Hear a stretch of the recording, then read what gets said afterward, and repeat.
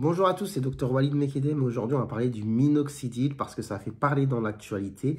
Et je pense que beaucoup d'entre vous connaissent le médicament. Pourquoi? Parce que le médicament minoxidil est un traitement pour lutter contre l'alopécie, la perte des cheveux. Alors, principalement, l'alopécie androgénétique chez les hommes, donc le fait de perdre les cheveux avec l'âge, mais aussi l'alopécie androgénétique existe aussi chez les femmes.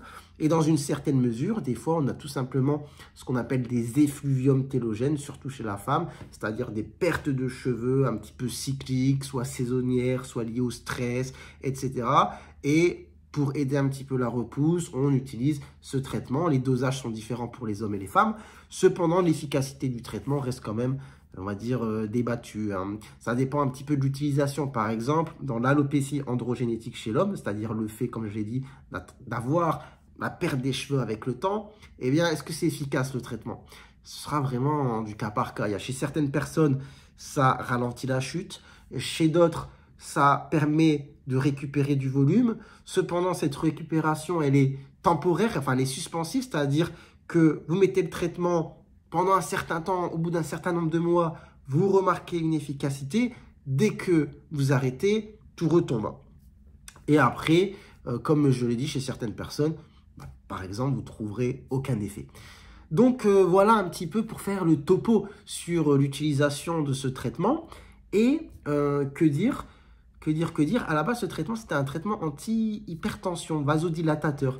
Et du coup, l'efficacité qu'on recherche au niveau du crâne quand on met ce traitement, c'est justement cette vasodilatation, le fait d'ouvrir finalement les vaisseaux et de mieux irriguer, de mieux alimenter les cheveux. Enfin bref, là je vous ai fait un petit topo sur qu'est-ce que le médicament, comment il fonctionne, pourquoi on l'utilise. Maintenant, pourquoi j'en parle aujourd'hui? Écoutez, dans l'actualité, on a vu que, c'était en Espagne, ça pouvait être à l'origine de ce qu'on appelle syndrome du loup-garou chez le bébé. Qu'est-ce que c'est? Ce sont des bébés qui vont avoir des poils qui poussent partout, en masse. D'accord? Est-ce que ces bébés mettent le minoxidil? Non. Mais qui le met? Le papa.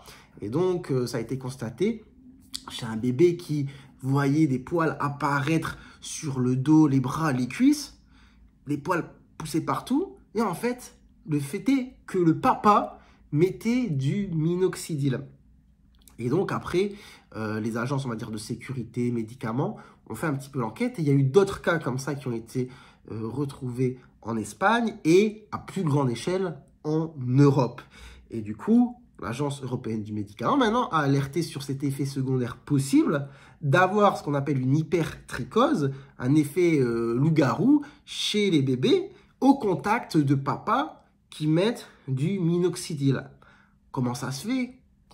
Comment on peut expliquer ce phénomène? Pour l'instant, pas trop d'explications, mais une des hypothèses principales, c'est le contact tout simplement de la peau du bébé avec la peau du papa qui a justement le produit sur la tête.